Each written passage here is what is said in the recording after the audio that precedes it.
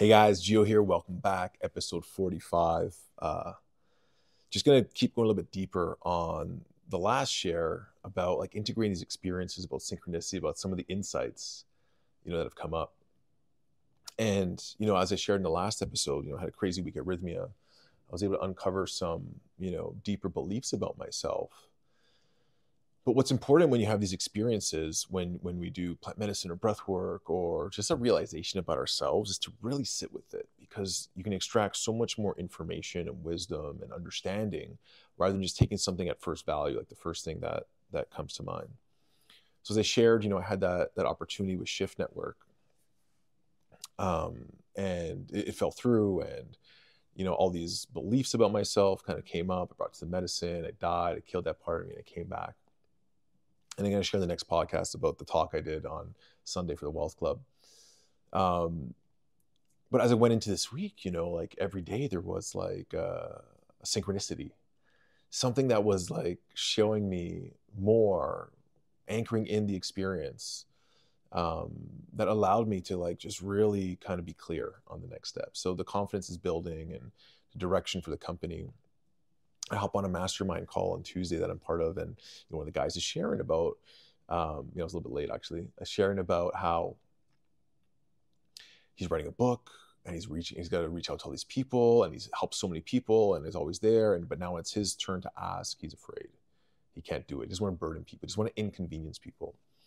And what I realized about me was that when you have a lower underlying belief or wound, our mind will come up with all these excuses to justify why not. Oh, I don't like to inconvenience people. Like this whole year, I've been trying to build and grow the company because I thought that was what we were supposed to do. Like let's build it.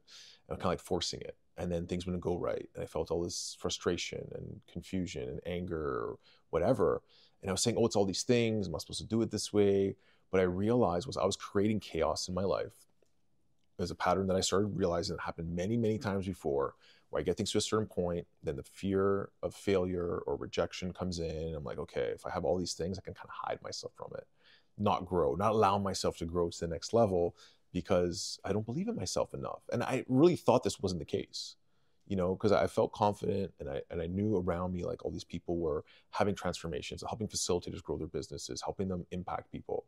But when you have an underlying belief, sometimes you can't see what's already in front of your face. And I wonder how many of you can resonate with that. And sometimes it's like recognizing the patterns will help you to get to where that belief is. And we have a lot of like tracks on our website that help with it, with breath work to get out of the analytical mind. So I started seeing all these patterns, and I started seeing all of these also synchronicities. And I subscribed to the Gene Keys. It's a really interesting work. I've talked about on this podcast before, Richard Rudd, and the 64 gene keys, and they have these little talks and audios for each one, and you have a profile, and certain ones are based on your birth, time of birth, where you're born in the world. It will give you this free profile, and you can look it up online, genekeys.com. I don't have no affiliation with them, but it really opened up a lot of things in my life. And they sent out a weekly email with the gene key of the week. So I was about to do a song. I'm like, okay, let me check what the gene key of the week is. And they expire once a week. So it was the last night I could listen to this one. Although I had bought the whole audiobook because they were so profound for me, but it was synchronistically. And the gene key on this one opens up talking about Star Wars. And the gene key is about, so each gene key has a shadow, which in this one, it was force. The gift is the lesson within the shadow, which in this instance was strength. And the ultimate expression of it, or the city, or what you're trying to kind of work your way towards, is majesty. And I'm not sure how I would exactly define majesty, but in this case, it was like the ultimate expression of it. And the talk opens with Luke Skywalker and Yoda, and he's doing this training, this intense, I guess, Jedi training, and something along the lines of, like, I'm trying, I can't, I'm trying my best. And Yoda says the famous line, "Do or do not, there is no try." And I was like, okay. And it talks about how, when you force something, you're kind of in the shadow, you're trying to make it happen. Maybe you're compensating for something, or you have a fear, or,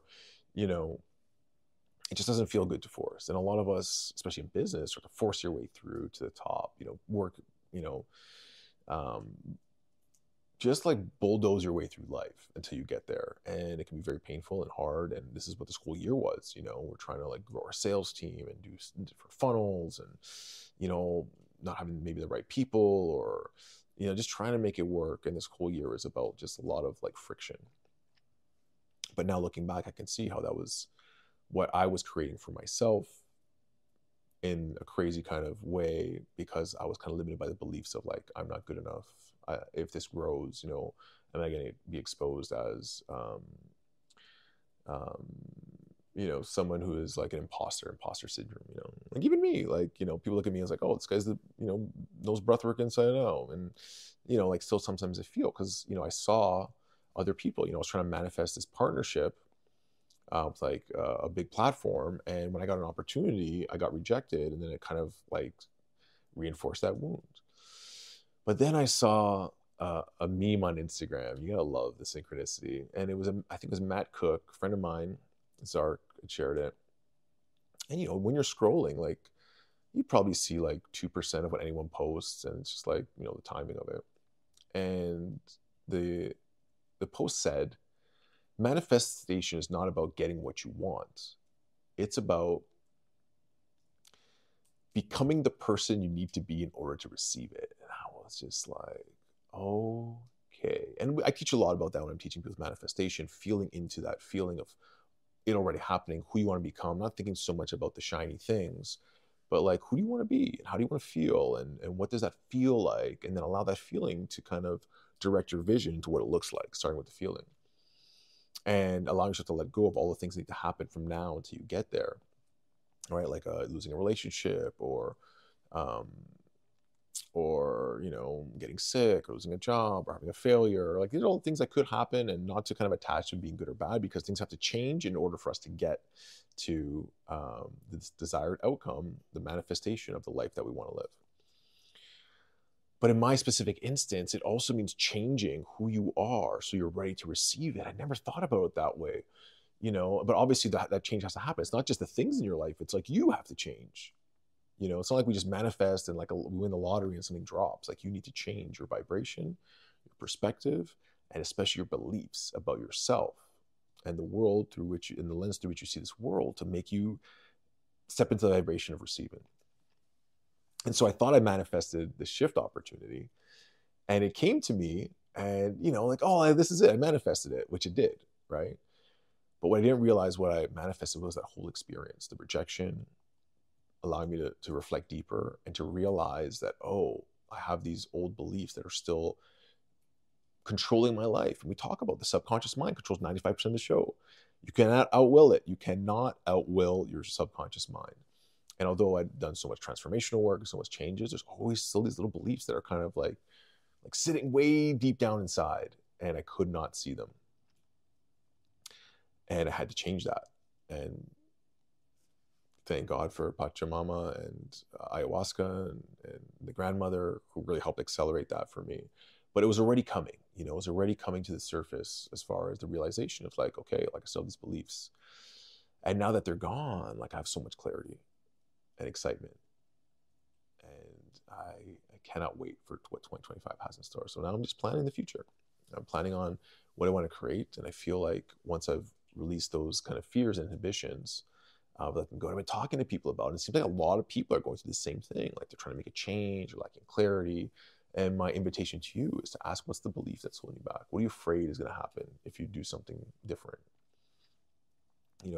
And try not to look at like the little things, like, oh, it'd be so hard to have these conversations, or to close this business, or to start a new business, or blah, blah, blah, and all this. But what's the belief behind that? Or are there things you're doing that are trying to mask that belief so you can't see it? Almost like kind of self-sabotage, or putting yourself into this role of stagnancy, not feeling good enough, unsure, maybe an opportunity, maybe your job is too comfortable, that going on that limb would expose you in some way. But this is the time where we have to kind of break free from all these limitations. In the Aquarian age, it's like everything will be revealed, within and without. And the faster you're able to kind of really look and take a good look at your life and what's in alignment and what's not, the faster you'll be able to make those changes on the outside, but starting from the inside. So I'll leave this question is, who do you have to become? What needs to change within you to be able to receive everything that you want to receive? See you next time.